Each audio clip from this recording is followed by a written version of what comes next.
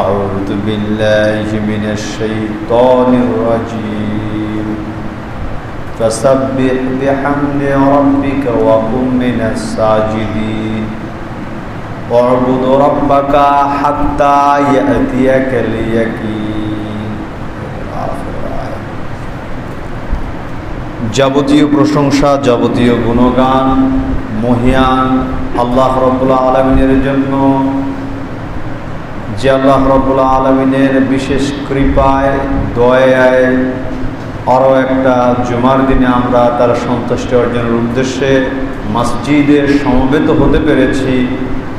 সেই আল্লাহ তাআলার জন্য অন্তরের অন্তরস্থল থেকে শুকরিয়া আদায় করি, সকলে পড়ি আলহামদুলিল্লাহ।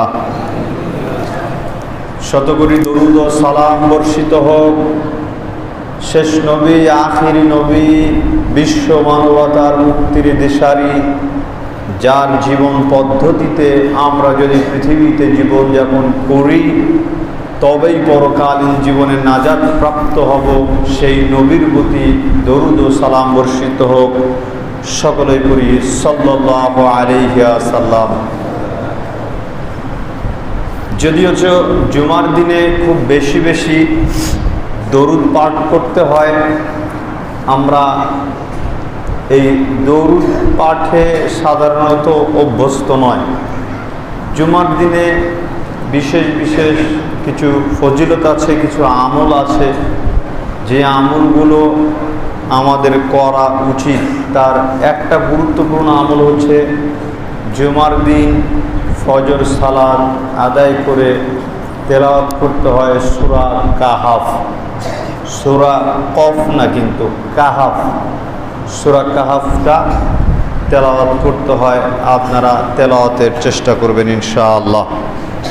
এবং জুমার দিনে খুব বেশি বেশি দরুদ পাঠ করবেন সাল্লাল্লাহু আলাইহি ওয়াসাল্লাম। আল্লাহ তাআলা বলতেছেন ফাসাব্বিহ বিহামদি রাব্বিকা ওয়া কুম মিনাস সাজিদিন, প্রশংসা করো, পবিত্রতা ঘোষণা করো, তুমি তোমার প্রতিপালকের সেজদাকারীদের অন্তর্ভুক্ত হও। উ'বুদ রাব্বাকা হাত্তা ইয়াতিয়াকাল ইয়াকিন, নিশ্চিত মৃত্যুর আগ পর্যন্ত তুমি তোমার প্রতিপালকের ইবাদত করো।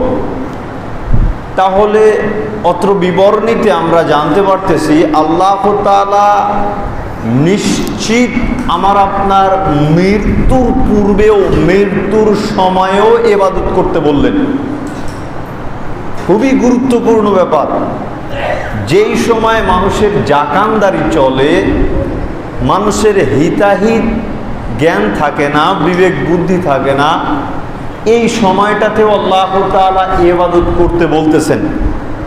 যদি জ্ঞান থাকে তাহলে ইবাদত করবে, আর যদি ইবাদত করার মতন বিবেক বুদ্ধি না থাকে তাহলে সে করবে না।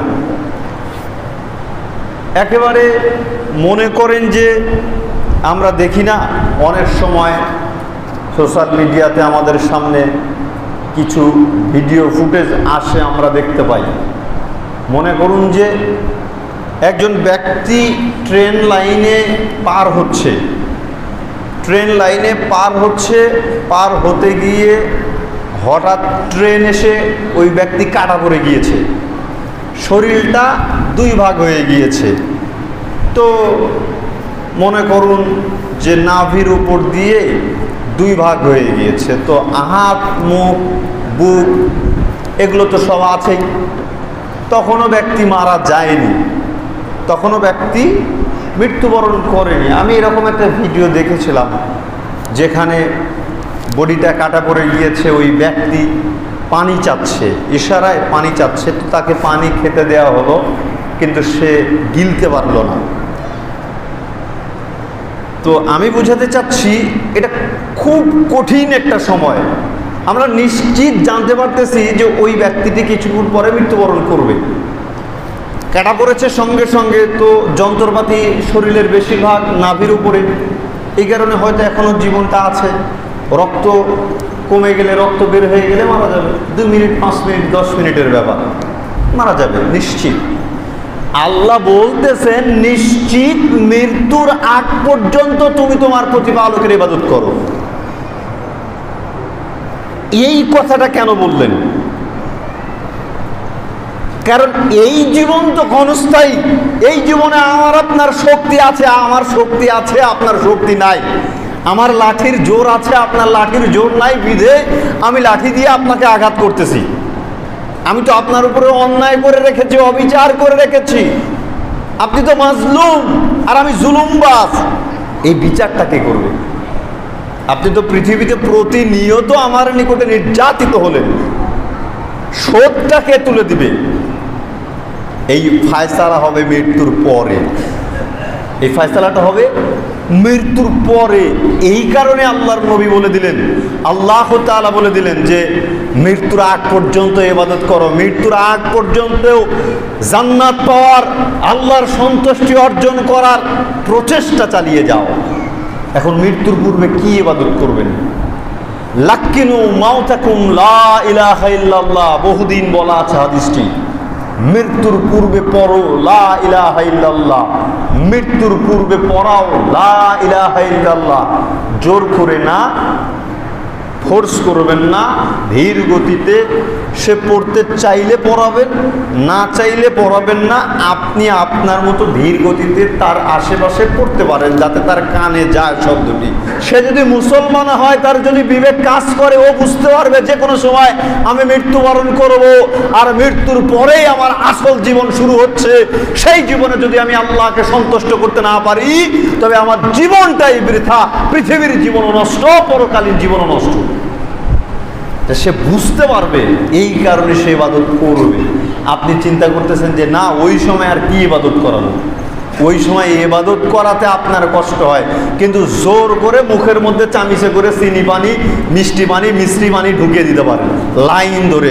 বাপের বেটা, বড় বেটা, ছোট বেটা, তারপরে নাতি পুতি, বেটার বউ, সব লাইন ধরে এই এক চামচ করে পানি দাও।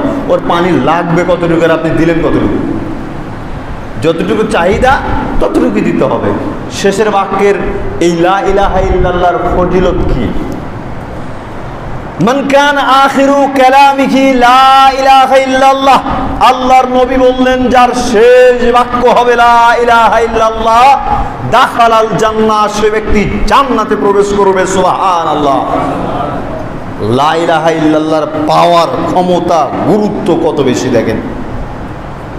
তাহলে এই মুমূর্ষ ব্যক্তিকেও পড়ানোটা জরুরি লা ইলাহা ইল্লাল্লাহ। কারণ ও যদি লা ইলাহা ইল্লাল্লাহ পড়ে মৃত্যুবরণ করে, তবে সে ব্যক্তি কোথায় যাবে? জান্নাতে প্রবেশ করবে। কি খুদবা বুঝতে পারতেছেন না? বুঝতে পারতেছেন কি কথা? তাহলে উত্তর দিচ্ছেন না কেন? উত্তর দিবেন। শোনেন, আজকের বক্তব্যটা খুবই ক্রিটিক্যাল হতে যাচ্ছে। বিষয় কিন্তু নির্ধারণ করিনি, মনোযোগ দিয়ে বক্তব্য লক্ষ্য করার চেষ্টা করবেন। মানে ভ্রাম্যমান বক্তব্য যখন যেখানে আমরা দিতে যাই, মনে করেন যে মানে এটা আমাদের প্রায় বৈশিষ্ট্যই বলা চলে আলোচকদের। একদিন হঠাৎ কোথাও বক্তব্য দিতে যাচ্ছি, এমনিতেই আমরা কোরআন হাদিস বলি আলহামদুলিল্লাহ, সবখানেই কোরআন হাদিসের বাহিরে কিছু বলি না। একটু তো আপনাকে আকৃষ্ট করার চিন্তা আমার থাকবেই, মানে নিজের মাধুর্যতা এটা একটু প্রকাশ করা লাগবেই। হঠাৎ গিয়েছি, যাতে পরবর্তীতে তাদের সাথে আমার আবারও সাক্ষাৎ হয়, এরকম একটা চিন্তা ভাবনা আমাদের মধ্যে থাকে। কিন্তু আপনাদের এখানে কিন্তু ওই চিন্তা ভাবনা আমার নাই। কারণ একেবারে জবের বুড়ে হয়ে গেছি নাকি খুতবা দিতে দিতে। আমার নারী নক্ষত্র আপনারা সবাই জানেন। আমার মনে হয় যে অনেক যুবকেরা আছে, বাচ্চা বয়সীরা আছে। আমার যেটা মনে হয়, আমার কিছু কিছু ভাষা, কমন্ত ভাষা আছে নাকি, এই ভাষাগুলো নকল করে ওনার ডায়লগও মারে। তো ওই কারণে বলতেছি যে আমার নারী নক্ষত্র আপনাদের সবই জানা আছে। এটা হচ্ছে ক্লাস। আপনাদেরকে প্রশ্ন করব, উত্তর দিবেন, কারণ প্রতিনিয়ত আমার আসতেই হচ্ছে। একজন হঠাৎ করে আসবে, একেবারে আপনাকে স্রোতে ভাসমান করে দিয়ে যাবে, ওই দিন ভালো লাগবে। পরে তাকে ডাকলেও আপনারা পাবেন না, সে আসতে চাইলে আপনারা তাকে এত সহজে অ্যাকসেপ্ট করবেন না। এই কারণে নিয়মিত যে বক্তব্য দেয়, খুতবা দেয়, তার গুরুত্ব অবশ্যই বেশি। কথা বলবেন, উত্তেজিত হবেন না, সুন্দর সাবলীল ভাষায় বলার চেষ্টা করবেন। তো যে কথাটি বলতে চাচ্ছি, মৃত্যুর পূর্বে ইবাদতের কথা আল্লাহ বললেন। মৃত্যুর সময় কি কথা বললে জান্নাতে যাওয়া যাবে সে কথাও আল্লাহর নবী শিখিয়ে দিয়ে গেলেন। কি বলতে হবে একটু বলেন তো দেখি?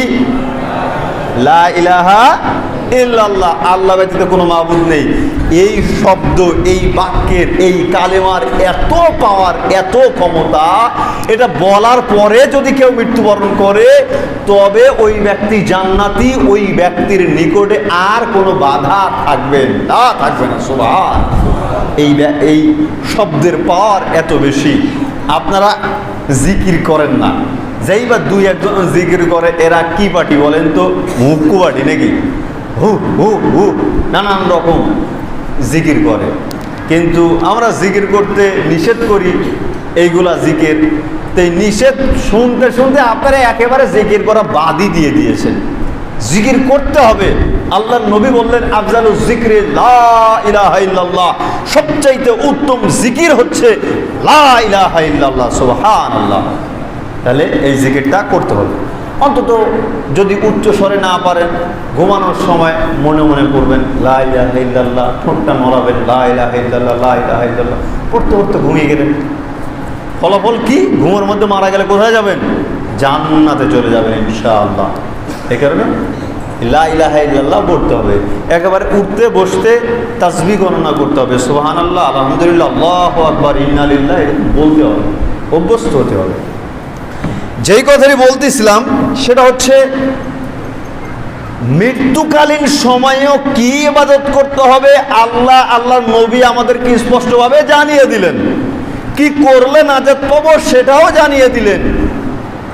তাহলে এত কিছু ইসলামের মধ্যে আছে, আমরা সেই ইসলাম বাদ দিয়ে আজকাল গণতন্ত্রের পিছনে কেন ছুটতেছি? হ্যাঁ, সকলেই গণতন্ত্র নিয়ে ব্যতিব্যস্ত, চিন্তা করতেছেন। মোহাম্মদ আলী ভাই এগুলা নিয়ে তো আলোচনা করেন না, আজকে আবার এই কথা বললেন কে? তা আপনারাই তো পাচ্ছেন। এত পর্যন্ত রাস্তাঘাটে যেখানে যাচ্ছি সেখানেই নানান রকমের আলোচনা। শোনেন, একামতের দিন অনেকেই এ নিয়ে ব্যতিব্যস্ত। প্রথমত আমি বহুবার আপনাদেরকে বলেছি, I M A non political person, আমি কোনো রাজনৈতিক ব্যক্তি নয়, আমি গণতন্ত্রে বিশ্বাসী নয়, আমি খেলাফতে বিশ্বাসী। আপনার সাথে আমার মত যে এক হবে ব্যাপারটা এমন নয়। আমি ইমাম মানুষ, আপনাদেরকে আমি জানাচ্ছি, ফামান শাআ ফালিয়ুমিন ওয়া মান শাআ ফালিয়াকফুর। চাইলে মানতে পারেন, না চাইলে না মানতে পারেন, বলাটা বলতে হবে। বললে কি হবে? আমার দায়িত্ব আমি পালন করেছি। খেলাফত, ইসলামী রাষ্ট্র ব্যবস্থা, এটার নাম হচ্ছে খেলাফত। খেলাফত ব্যতি রেখে যে তন্ত্র মন্ত্রের উপরে আজকে আমি বা আপনি বিশ্বাসী হয়ে আছেন, এটা দিয়ে পশ্চিমকালেও মানুষের হক বলেন, বিচার ব্যবস্থা বলেন, নিরাপত্তা বলেন, আদেও কোথাও দেওয়া সম্ভব নয়। আমাদের দেশেই আমরা দেখতে পাচ্ছি, আপনাদের মুখ থেকেই শোনা বা ইতিহাস থেকেই জানা, যে বাংলাদেশ গঠিত হওয়ার পর থেকেই সকলেই খালি গণতন্ত্র উদ্ধার করার চেষ্টা করতেছে, পুনরুদ্ধার, গণতন্ত্র পুনরুদ্ধার। তো বাবাজিরা, আপনাদের চোখে কোনোদিন দেখতে পারেন নাই যে গণতন্ত্র উদ্ধার হয়েছে? আমার মনে হয় না কোনোদিন দেখতে পারবেন। কারণ যেই দল ক্ষমতায় যাবে আর যে দল যাবে না সেই দল বলবে গণতন্ত্র হারাই দিয়েছে। এটাই হচ্ছে গণতন্ত্রের বৈশিষ্ট্য। গণতন্ত্র নিয়ে আমি এত কথা বলতে চাচ্ছি না, বলতে চাচ্ছি আমি বা আপনি মুসলমান হয়ে কোন জগতের মধ্যে ঢুকে যাচ্ছি। এখন বলবেন মোহাম্মদ আলী ভাই সাহেব, তাহলে রাষ্ট্রীয় পর্যায়ে ইসলাম কি করে বোঝাবো? কি করে পৌঁছাবো, মানুষের গোটা পৃথিবীব্যাপী দেশব্যাপী ইসলাম কি করে প্রচার করব? আপনাকে এই দায়িত্ব কে নিতে বলেছে? রাষ্ট্রীয় পর্যায়ে আপনাকে ইসলাম পৌঁছাতে হবে, বা এটা আপনি একেবারে দায়বদ্ধ করে নিলেন যে আপনাকে রাষ্ট্রীয় পর্যায়ে ইসলাম পৌঁছতেই হবে, দায়বদ্ধ আপনাকে করে নিতে বলল কে? মনে পড়ে না ওই হাদিসটা? আল্লাহর নবী মেরাজে গেলেন। আল্লাহর নবী যখন মেরাজে গেলেন, মেরাজে যাওয়ার পরে জান্নাতি লোকদেরকে দেখানো হচ্ছে। আল্লাহর নবী দেখতেছেন কোন দলে 2 জন, কোন নবীর সাথে কয়জন?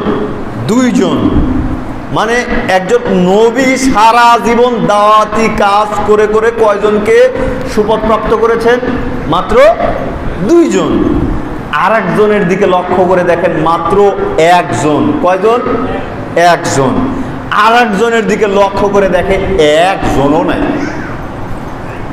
নবীর ক্ষেত্রে নবী সারা জীবন দাওয়াত দিয়ে 1 জনকেও সুপথপ্রাপ্ত করতে পারেন নাই। কারণ হেদায়েত কার পক্ষ থেকে আসে? আল্লাহর পক্ষ থেকে। আল্লাহ যাকে হেদায়েত দিবেন সেই হেদায়েত প্রাপ্ত হবে। তাহলে নবীর ক্ষেত্রেও পরিস্থিতি এরকম যে তেনারা সারা জীবন দাওয়াতি কাজ করে 1 জনকেও সুপথপ্রাপ্ত করতে পারেন নাই, হেদায়েত প্রাপ্ত করতে পারেন নাই। আমার আপনার কেন এত আক্রোশ হয়ে গেল যে একেবারে দেশব্যাপী আমাকে আপনাকে ইসলাম প্রচার করতে হবে? প্রথমত এটা বাধ্য নয়, আমি আপনি বাধ্য নয় যে আমি গোটা দেশব্যাপী ইসলাম প্রচার করব। হ্যাঁ, আমার যতটুকু সামর্থ্য আছে, যতটুকু শক্তি আছে, ততটুকু দিয়ে আমাকে প্রচার করতে হবে। আমার সামর্থ্য অনুযায়ী যদি আমি প্রচার না করি, আমি জবাবদিহি হব। দাওয়াত দিতে দিতে দিতে দিতে যদি কোনো এক পর্যায়ে দেখা যায় যে ক্ষমতা পেয়ে যাচ্ছি, তখনকার কথা ভিন্ন, তখন আমি ইসলাম প্রচার করব, আলহামদুলিল্লাহ। খেলাফত প্রতিষ্ঠিত করব, আলহামদুলিল্লাহ। যদি খেলাফত প্রতিষ্ঠিত না করতে পারি, আমার কোনো অসুবিধা নাই, কারণ এটা আমি বাধ্য নয়। খেলাফত প্রতিষ্ঠিত করা আমার বাধ্যতামূলক কোনো কাজ নয়। 5 ওয়াক্ত সালাত আদায় করা আমার জন্য বাধ্যতামূলক। দাড়ি ছেড়ে দেওয়াটা আমার জন্য বাধ্যতামূলক। টাকনুর উপরে কাপড় পরিধান করা আমার জন্য বাধ্যতামূলক। পার্লামেন্টে ঢোকা আমার জন্য বাধ্যতামূলক নয়। আপনাকে ইসলাম মান্য করাতেই হবে আমাকে, এটার জন্য আমি বাধ্য নই। কিন্তু 5 ওয়াক্ত সালাত আদায় করার জন্য আমি বাধ্য। তাহলে এটা ঐচ্ছিক ব্যাপার। যত প্রচার করতে পারবো, যত মানুষকে পথে আনতে পারবো, তত আমার জন্য লাভজনক। যদি না করতে পারি, কোনো ক্ষতি নেই, কোনো ক্ষতি নেই। ওই যে একটাই কথা সকলেরই, যে তাহলে রাষ্ট্রীয় পর্যায়ে আমরা ইসলাম প্রচার করব কিভাবে? প্রথমে বললাম, আমি আপনি রাষ্ট্রীয় পর্যায়ে ইসলাম প্রচার করতে বাধ্য নয়, মাধ্যম পন্থা অবলম্বন করতে পারি। যে কোনো পদ্ধতিতে যদি দেখি যে আমি গোটা দেশব্যাপী ইসলাম প্রচার করতে পারবো, সেই পথ আমাকে অবলম্বন করতে হবে। যদি সেই পথের মধ্যে পাপ না থাকে, যদি সেই পথের মধ্যে কুফরি মতবাদ না থাকে, কোনো অসুবিধা নেই। মনে আছে না ফেরাউন আর মূসা আলাইহিস সালামের ঘটনা?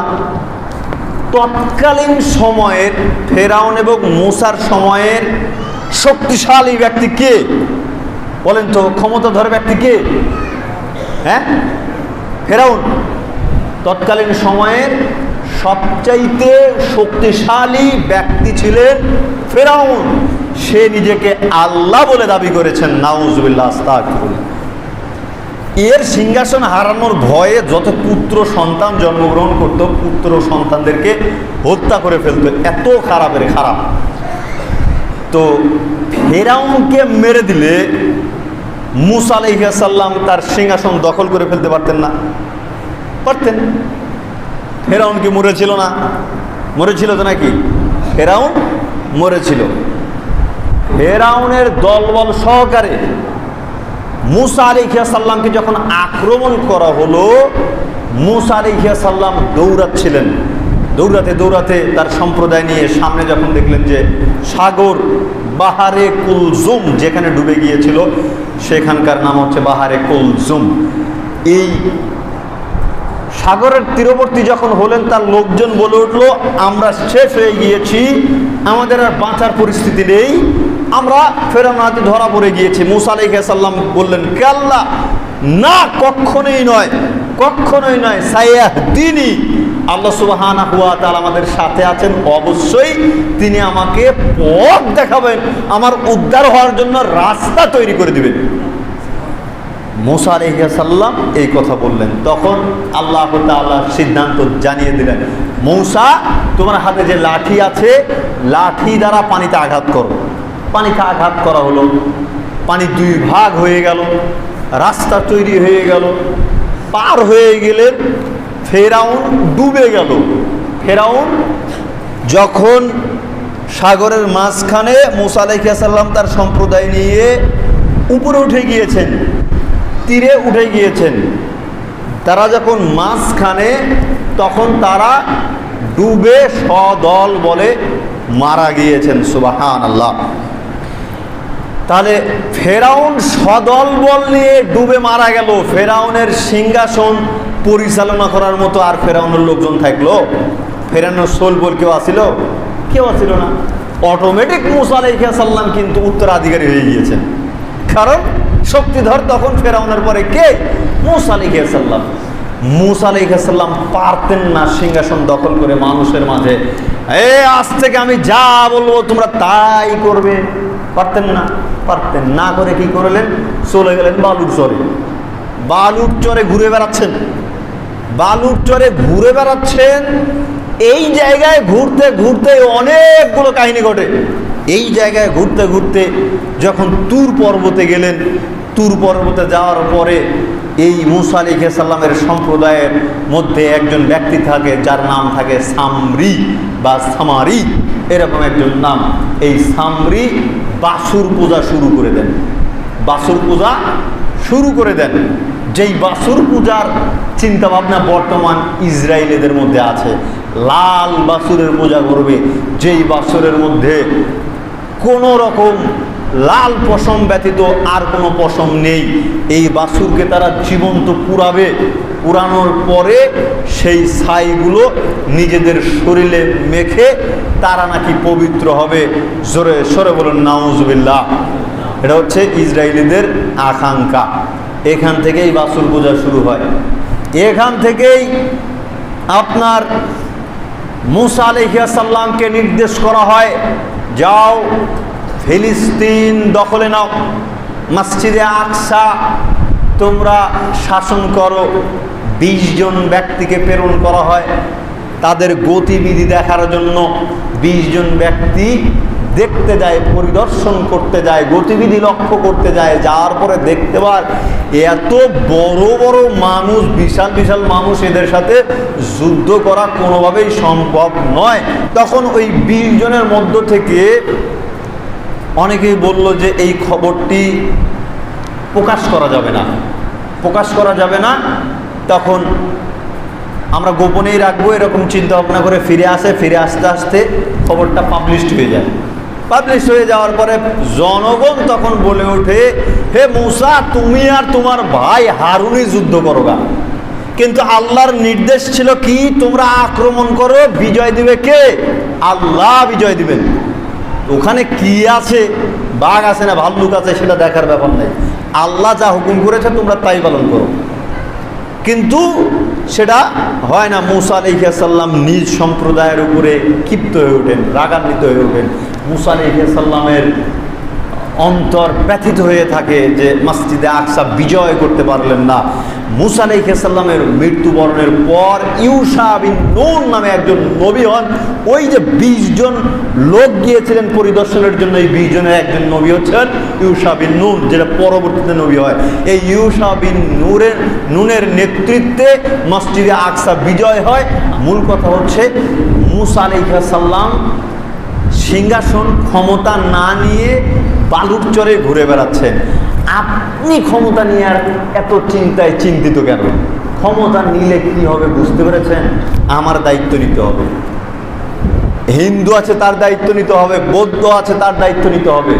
আমার প্রত্যেকটা কর্মের দায়িত্ব আপনাকে নিতে হবে। আপনার জন্য যদি আমি ব্যথিত হই, কষ্ট পাই, সেই জবাব আপনাকে দিতে হবে। বিশাল ব্যাপার, বিশাল ব্যাপার। আল্লাহর নবী বলতেছেন যাকে দুইজনের দায়িত্ব দেওয়া হলো তাকে ছুরি ছাড়াই জবাই করা হলো। বুঝেন কথার গুরুত্ব? মানে দুইজনের দায়িত্ব যাকে দেওয়া হলো ছুরিবিহীন জবাই করা হলো। হকভাবে ব্যক্তি যদি দায়িত্ব পালন করে, সঠিকভাবে যদি মানুষ দায়িত্ব পালন করে, মানুষ তাকে মেনে নেবে না। সঠিকভাবে দায়িত্ব যাকে ব্যক্তি যদি পালন করে, মানুষ তাকে মেনে নেবে না। আর যদি ঠিকভাবে দায়িত্ব পালন করে তাহলে তার পরকাল ধ্বংস। ওই রিক্সের মধ্যে আমি যাব কেন? আর ক্ষমতা নিয়ে চেয়ে নিয়ে এত বহু দূরের ব্যাপার, ক্ষমতা চেয়ে নিয়ে এত বহু দূরের ব্যাপার। আল্লাহর নবী বলতেছেন যার উপরে দায়িত্ব আসলো, যাকে দায়িত্ব দেওয়া হলো, আল্লাহ ওই ব্যক্তিকে সাহায্য করবেন। আপনার উপরে আমার উপরে যদি অটোমেটিক কোনো দায়িত্ব আসে, এই দায়িত্বের ব্যাপারে সাহায্য করবে কে? আল্লাহ। আর আমি যদি ইচ্ছাকৃতভাবে দায়িত্ব গ্রহণ করি, তখন এখানে আল্লাহর সাহায্য পাওয়া যাবে না। আমার নিজেকেই জবাবদিহি করতে হবে। কঠিন ব্যাপার, বিরাট ব্যাপার। দাওয়াতি কাজ করতে থাকুন, ইসলামের সৌন্দর্য মানুষের নিকটে প্রচার করতে থাকুন। এমনও তো হতে পারে বাংলাদেশের সবাই কোরআন হাদিস মেনে নিয়েছে আপনার দাওয়াতের কারণে, আপনার দাওয়াতের কারণে কোরআন হাদিস মেনে নিয়েছে। তো মেনে নেওয়ার পরে আপনাকে নেতা হিসেবে কবুল করে নিয়েছেন, হয়ে গেল ইসলাম একেবারে রাষ্ট্রীয় পর্যায়ে প্রচার। বলবেন মোহাম্মদ আলী ভাই এটা আপনার মুখের কথাতেই মানাবে, বাস্তবে দেখা যাবে না, বাস্তবে পাওয়া যাবে না, খেলাফত বাস্তবে পাওয়া যাবে না। বর্তমান পরিস্থিতিতে সরকার কিভাবে আছে? অবশ্যই গণতান্ত্রিকভাবে নয়, নির্বাচিত সরকার নয়। বাংলাদেশের যতটা খারাপ সময় এসেছে, প্রত্যেকটা খারাপ সময়েই আপনার খেলাফতের ভিত্তিতে সরকার গঠিত হয়েছে। প্রত্যেকটা কঠিন সময়, কঠিন সময়, যে সময় কোনো একেবারে সব চুরমার হয়ে যাচ্ছে, নষ্ট হয়ে যাচ্ছে, এটা হয়ে যাচ্ছে, সেটা হয়ে যাচ্ছে, দেশ দখল হয়ে গেল, দেশ মানুষ মারা যাচ্ছে, মারামারি করতেছে, এই সময়ে ভোট প্রথা বাদ দিয়ে রাতারাতি সরকার গঠিত হয়েছে। আর যখন সব শান্ত, যখন কি সব শান্ত, তখন আপনাকে প্ল্যান প্রোগ্রাম করে ভোটাভুটি করে কোটি কোটি হাজার হাজার লক্ষ লক্ষ টাকা খরচ করে সরকার গঠিত করতে হবে। সম্মানিত উপস্থিতি,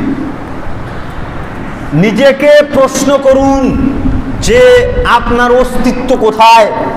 আপনার শেষ ঠিকানা কি পৃথিবী, নাকি আপনার শেষ ঠিকানা আরো আছে, জায়গা আছে? আপনার এই জীবন কি শেষ, নাকি জীবন আরেকটা আছে? আপনার জবাবদিহি কি এখানেই শেষ, নাকি জবাবদিহি আছে? আমি আপনাকে ওই কথা বলার দুঃসাহস রাখি না যে আপনি অমুক দল করিয়েন না, তমুক দল করেন, তমুক দল করিয়েন না, অমুক দল করেন। এটা আপনাকে আমি বলবো না। আমি আপনাকে খেলাফত বোঝালাম, খেলাফত বোঝালাম, যেটা কোরআন হাদিস দিয়ে দেশ পরিচালিত হবে, যা কিছু আছে সব কিছু পরিচালিত হবে খেলাফত দিয়ে।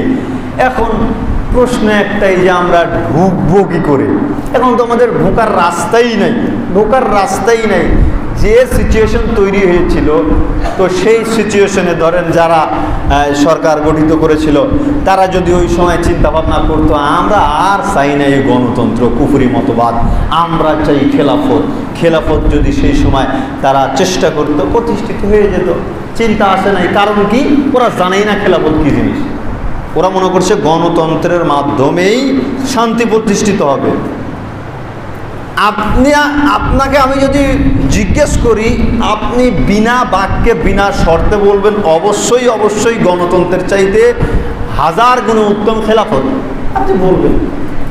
কিন্তু বিশ্বাস করেন খেলাফতের জন্য আপনি কোনো দিন কথা বলতেছেন না। কথা বলবেন মুসলমান মানুষ, খেলাফত প্রতিষ্ঠিত হলে আপনার বিচার ন্যস্ত হবে। এই যে দিনে দুপুরে চাঁদাবাজি, কয়দিন পূর্বে আমাদের নাটোরের একজন জনপ্রিয় ডাক্তার সাহেব, জনসেবা হাসপাতালের পরিচালক ডক্টর আমিনুল ইসলাম, সম্ভবত দিনে দুপুরে তাকে জবাই করে দিয়েছে, দিনে দুপুরে জবাই করে দিয়েছে। হত্যার বদলে হত্যা করতে হবে, হত্যাকারী যে তাকে হত্যা করে দিতে হবে। কোনো হিসাব নাই, কোনো চিন্তা ভাবনা নাই। কোর্ট কাছারি 3 মাস, 6 মাস, 10 বছর, 12 বছর, 15 বছর টাকার জোর থাকলে 3 মাস পরে বের হয়ে চলে আসতেছে। এই গণতন্ত্রে দিয়ে আপনি শান্তি নিয়ে আসবেন? কোশ্চিন কালেও সম্ভব নয়।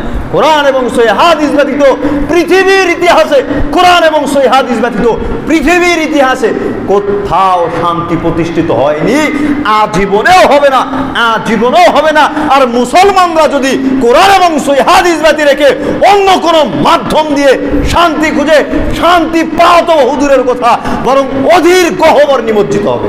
ইতিহাস ঘেটে দেখুন, ইতিহাস ঘেটে দেখুন। আমি খেলাফত প্রতিষ্ঠিত করতে পারতেছি না, দূরে থাকি, কোনো অসুবিধা নেই, দূরে থাকি, বেঁচে গেলাম। বলবেন একেবারেই চুপ থাকবো? আমার কিন্তু হাদিসটা জানা আছে, আল্লাহর নবীর সেই কথাটি জানা আছে। আল্লাহর নবী মুআয ইবনে জাবাল রাদিয়াল্লাহু তাআলা আনহুকে জিজ্ঞেস করতেছেন, হে মুআয ইবনে জাবাল, যখন তুমি হবে পৃথিবীর আগাছা। বুঝেছেন কাকে আল্লাহর নবী বলতেছেন? মুআয ইবনে জাবালের মতন ব্যক্তিকে বলতেছেন।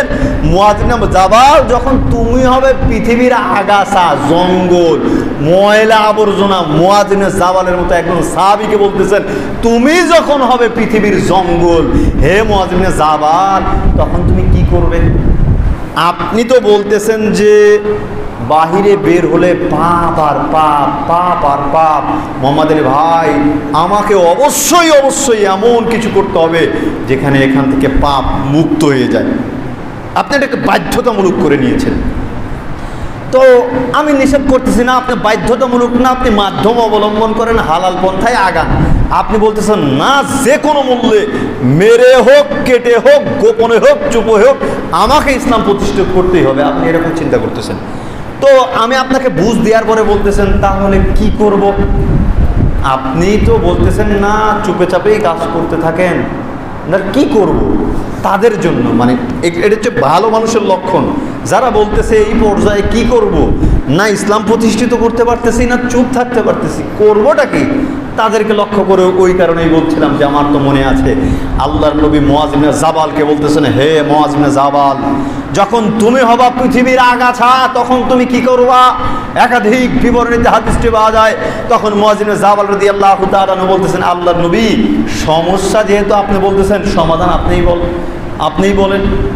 তখন আল্লাহর নবী বলতেছেন, মুআয ইবনে জাবাল, নিজ গৃহে অবস্থান করো, নিজ গৃহে অবস্থান করো, স্ত্রীর সাথে সময় ব্যয় করো, নিজের পাপের জন্য ক্রন্দন করো, গাছের শিকড় ধরে কামড় ধরে আটকে থাকো, বাহিরে বের হওয়ার দরকার নাই।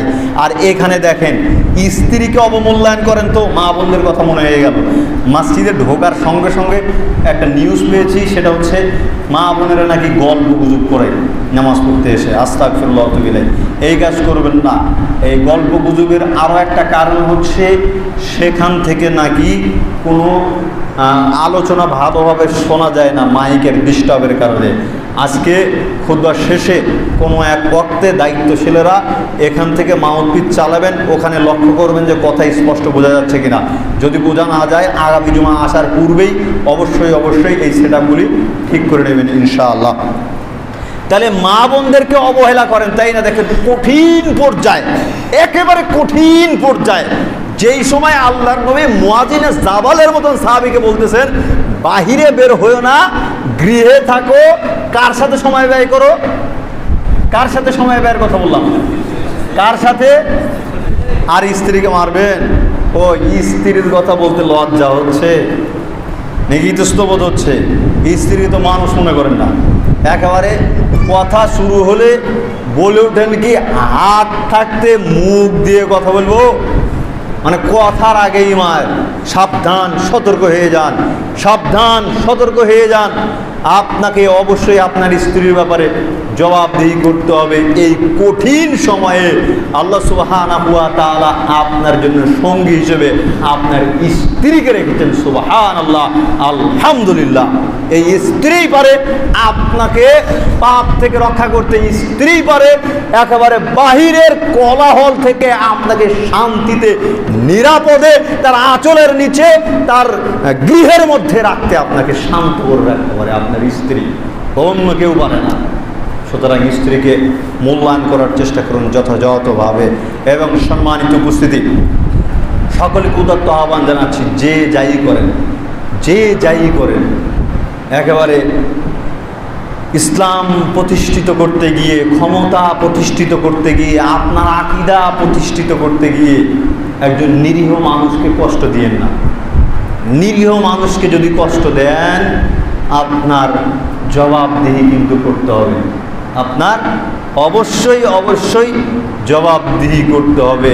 আল্লাহ সুবহানাহু ওয়া তাআলা আমাদেরকে সঠিক বুঝ দান করুক, আমিন।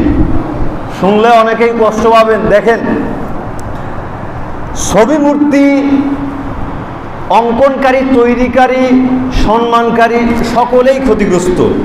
ছবি মূর্তির ব্যাপারে বহু পূর্বে একটা খুতবা দেয়া আছে। পৃথিবীতে মানুষ ব্যতি রেখে জাহান্নামে যাবে কিন্তু পাথর। কি কারণে?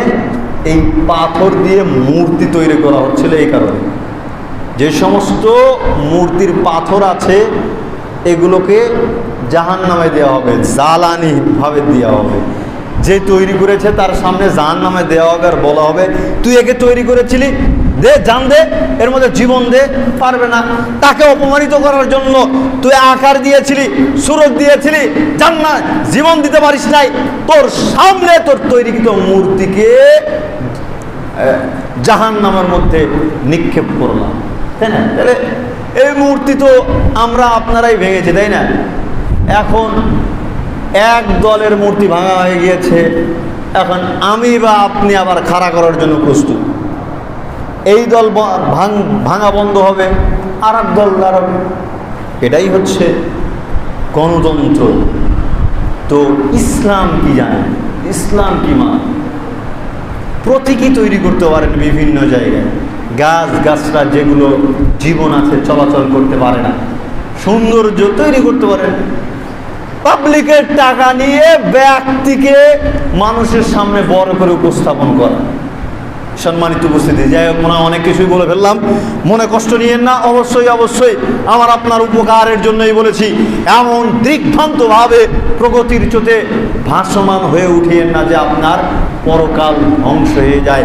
এমনভাবে চলেন, কি বলে, আপনি শাসক হয়েন না, জুলুমবাজ হয়েন না, নির্যাতিত হন, মজলুম হন, নির্যাতিত হন, মজলুম হন, নির্যাতক হয়েন না, শাসক হয়েন না। ক্ষতিগ্রস্ত হয়ে যাবেন। যতদিন পর্যন্ত মাজলুম আছেন, আল্লাহ আপনার পক্ষে আছে। অবশ্যই আল্লাহ সুবহানাহু ওয়া তাআলা আমাদেরকে কুফরি মতবাদ থেকে বিরত থাকার, বেঁচে থাকার তৌফিক ইনায়াত করুক, আমিন। ওয়া আখিরু দাওয়ানা আলহামদুলিল্লাহ।